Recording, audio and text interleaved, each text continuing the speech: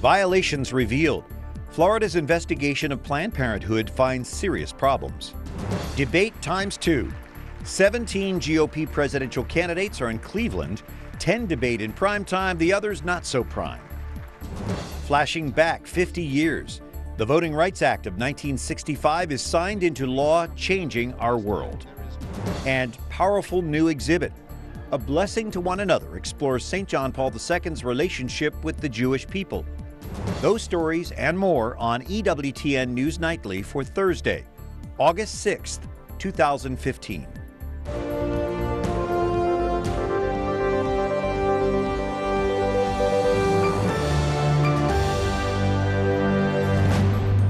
Good evening on the Feast of the Transfiguration. Thanks for joining us. I'm Brian Patrick with your news now. Late this afternoon, Alabama Governor Robert Bentley terminates the state's Medicaid contract with Planned Parenthood. The use of taxpayer dollars to fund the abortion provider is again questioned following the recent release of undercover videos. Also tonight, a fourth of Florida's Planned Parenthood clinics are cited for violations. Catherine Szeltner joins us with the findings of a recent state investigation. Brian, problems were found in 4 of Florida's 16 Planned Parenthood clinics. They include performing abortions outside of a license and improper record keeping. Pro-lifers say these findings only scratch the surface. Almost to the point where we have to disclose to each other that we're all doing this, so if anyone gets called out or runs with it, that we're all like, oh, I didn't know you were doing this, oh, I'm doing this too, oh. With the uproar over undercover Planned Parenthood videos, Florida Governor Rick Scott launched a statewide investigation into the abortion provider. Results reveal 3 clinics were performing second trimester abortions, even though the only holds licenses for first trimester. A 4th clinic wasn't keeping proper records of aborted baby parts. How does the largest provider of abortion in North America not know the rules? Florida's Right to Life president says Planned Parenthood violations should be shocking. You cannot watch these videos without literally getting sick to your stomach and tearing up about what kind of a country do we live in that we can just sell aborted baby body parts. What kind of a country have we become? America needs to wake up. Florida's findings come with news of a pro-life victory in New Hampshire. The state's executive council voted to defund Planned Parenthood on Wednesday. Meanwhile, abortion supporters NARAL target New Hampshire Senator Kelly Ayotte for her vote to defund Planned Parenthood with TV ads this week. It's clear Senator Ayotte can't be trusted with women's health. But New Hampshire Right to Life calls Wednesday's vote a momentous day for pro-lifers. Senate Majority Leader Mitch McConnell affirms the commitment of Congress to a federal investigation. He says Iowa Senator Chuck Grassley will execute a thorough and tough probe to get to the facts about Planned Parenthood. Brian. Thank you, Catherine. And Kristin Hawkins is president of Students for Life of America, back with us. A bill to defund Planned Parenthood will likely resurface when Congress comes back from its August break. Meanwhile, is there anything constituents can do while their representatives are back at home? Sure. Well, now is the time for constituents to get busy because representatives are going to be back in their home districts during the recess month of August. So we are asking people across the country, call your elected official's office, ask them if they're going to be at any public events, any town halls. Go to the town halls and ask them, will you vote to defund Planned Parenthood when you come back to Washington? We actually have sample talking points on our womenbetrayed.com coalition website where you can go, and we actually send you the questions you can ask. This is not a vacation for the members of Congress. That's They're right. Working in their home districts during August. So can a standalone bill be successful, or should it be attached to some other piece of legislation? Well, we know currently, as the U.S. Senate sits, we're not going to get a defund bill out. We believe at Students for Life and many other pro-life organizations that we've got to attach a defund Planned Parenthood bill to another, what's considered a must-pass bill, where the Democrats can't filibuster the vote.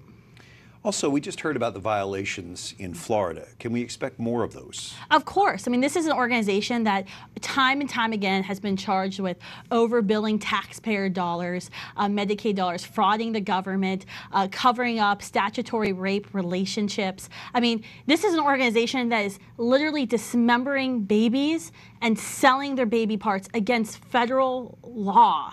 Of course, we're going to see more violations. I notice on your Twitter feed, Kristin, you've been critical of a pro-life candidate, Lindsey Graham. Why?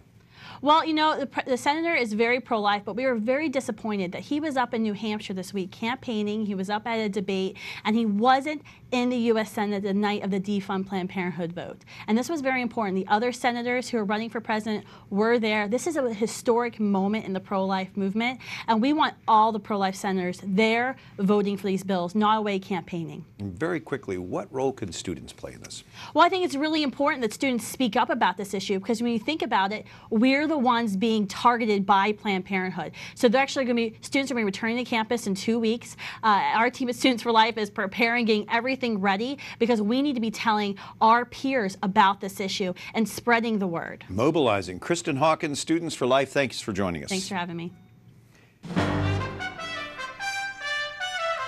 Some of the other stories our EWTN News Nightly team has been covering in today's world. The first primary debates of the long election cycle are tonight in Cleveland. Fox News hosts 2 debates that, when combined, feature all 17 declared Republican presidential candidates. Wyatt Goolsby has a preview. Outside Quicken Loans Arena, the satellite trucks are lined up. Barricades now stand to block crowds and potential protesters. Cleveland, Ohio is making its last few preparations, ready for the first major debates of the 2016 election season. The 10 leading candidates for the Republican nomination will be the focus of the inaugural 2016 primary debates as they face off against each other in prime time. The focus for many of them will be on the current top dog, Donald Trump, whose big lead in the early polls leaves him front and center for tonight's main debate. The question is, can he handle the pressure? Another big question tonight is whether Jeb Bush can gain ground on the other leading candidates and whether he can avoid any stumbles that could send him tumbling to the back of the pack. With the exception of Trump, Bush, and Scott Walker, none of the candidates have broken into the double digits in recent polls. Many of their supporters will be watching to see if they can fight their way out of the middle of the group. I think that Donald Trump has tapped into something where people are tired of the veneer and the plasticized politics that we get, so people gravitate to that. But obviously, if he continues to do well, we'll see where it goes. And otherwise, those people tuning in today are going to see both Donald Trump and 9 other candidates on the stage, and I think it's up to us as a party to always put our best foot forward. And don't count out the bottom 7. Their earlier 5 p.m. debate has drawn a much smaller audience, but it could also show who has the potential to shine later in the presidential campaign. Wyatt Goolsby, EWTN News Nightly. David Drucker with the Washington Examiner joining us from Cleveland, where the Republicans debate. So Donald Trump takes center stage. Do you expect him to dominate this thing? Well, there's always a chance that he could, because he's just got that way about him. On the other hand, you got 10 candidates on stage. Each candidate's going to really end up with no more than 10 minutes of airtime if you look at how the rules and the format have been laid out. So it's possible he could be diminished in just one of the crowd. Do you expect the other candidates to engage him or try to ignore him? I expect the other candidates to try and focus on themselves, their message, and introducing themselves to the American public, in a sense, for the very first time. So it's really not going to be a debate per se. It's going to be a bunch of candidates giving a lot of what we as political reporters have been hearing over and over, but most Americans have never heard it before. I don't think any of them want to get into a food fight with Donald Trump, because you can't win that. He's willing to go further and be more aggressive than any normal politician. With so many, though, on the stage, does anyone really have a chance to make a mark tonight? Yeah, and I think part of it is because they're unknown. So there's a good chance that somebody performs well, is articulate, energetic, knowledgeable, and you have voters who hadn't really thought much about it or seen much of them go, oh man, I didn't realize so-and-so was this smart. So-and-so knew this much about foreign policy or economic policy. So there's a lot of opportunity there. There are going to be millions of eyeballs on this thing, and that's something that they haven't had, shuttling between Iowa, South Carolina, and New Hampshire. In the pre-debate forum, you've got 7 other candidates that didn't make the top 10.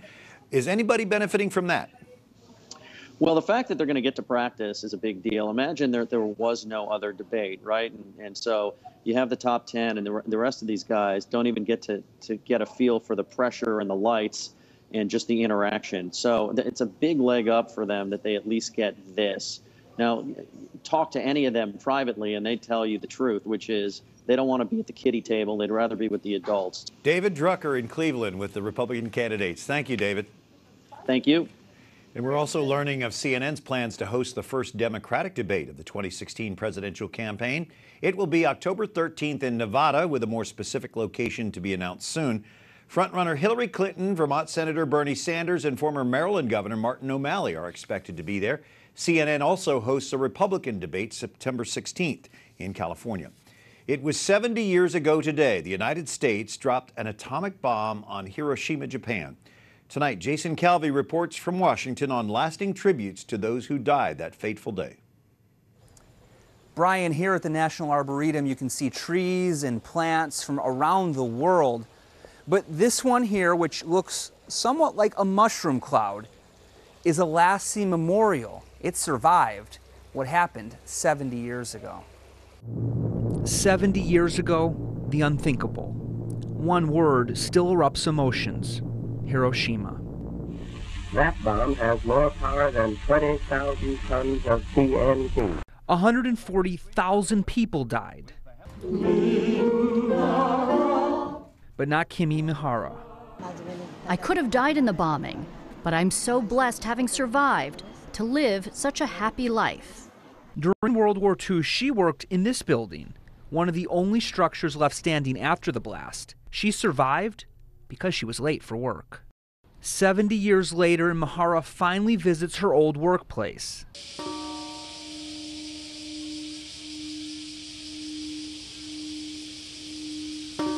Today in Hiroshima, tens of thousands gathered to remember the victims. This bonsai that dates to 1625 survived the blast. Masaru Yamaki of Hiroshima donated the tree to the United States to celebrate the country's bicentennial in 1976. It was started way before me, so I'm just one little step in this process that I think will go past me and my lifetime as well. But the National Arboretum didn't know the tree survived the blast until Yamaki's grandsons visited in 2001. It is a living symbol of peace.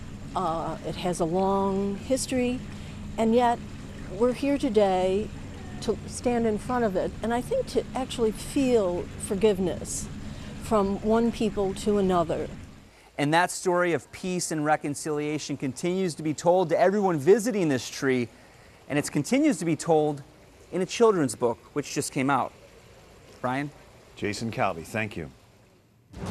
Coming up, where have we come as a nation since the Voting Rights Act was signed 50 years ago today? And the Pope's visit to Philadelphia will close a major bridge along with busy highways.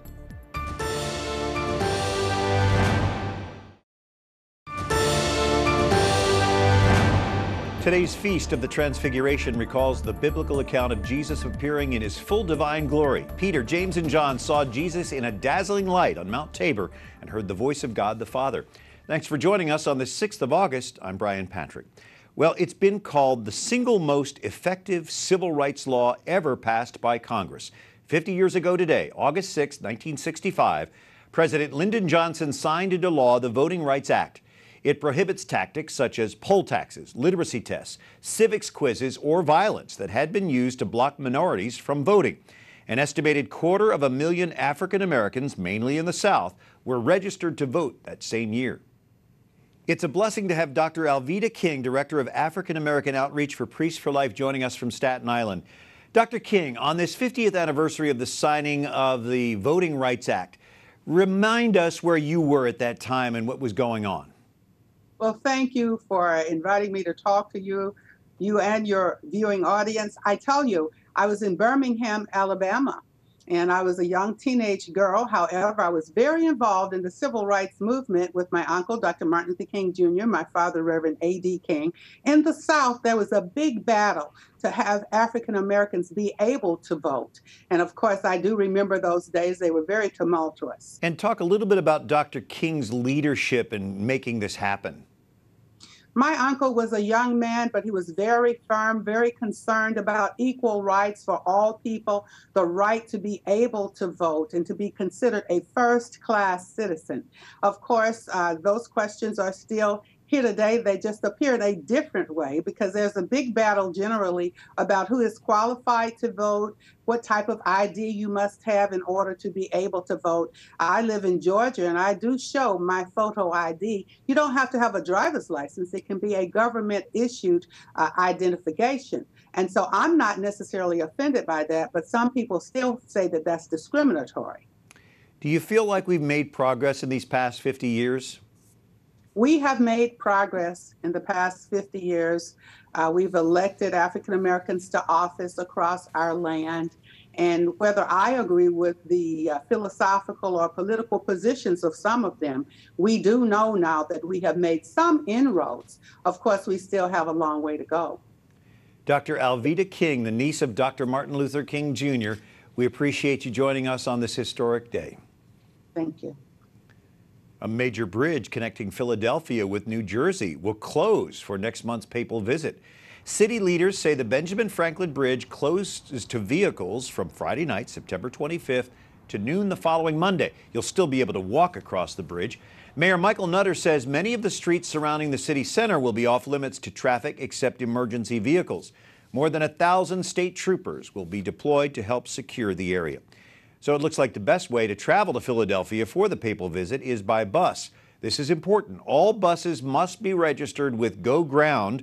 That's the official transportation management partner of the World Meeting of Families. This includes school buses, minibuses, RVs, even vans. The deadline to register at wmof.goground.com is August 31st. Catholics are reacting to Pope Francis, urging the church to be more open to divorced and remarried parents and their children. There's children of divorce. If they're not brought up to come to church because their parents weren't welcome, they're not going to come back. At least this way, everyone will feel welcome. Francis says pastors should not treat those who are divorced and civilly remarried as if they're excommunicated. He did not directly address the issue of Holy Communion, but reiterated what the Catechism teaches. Up next, the Vatican Museum hosts an American-created exhibit on John Paul II promoting interreligious dialogue. And one tap on an app and help is on the way in New Orleans' French Quarter.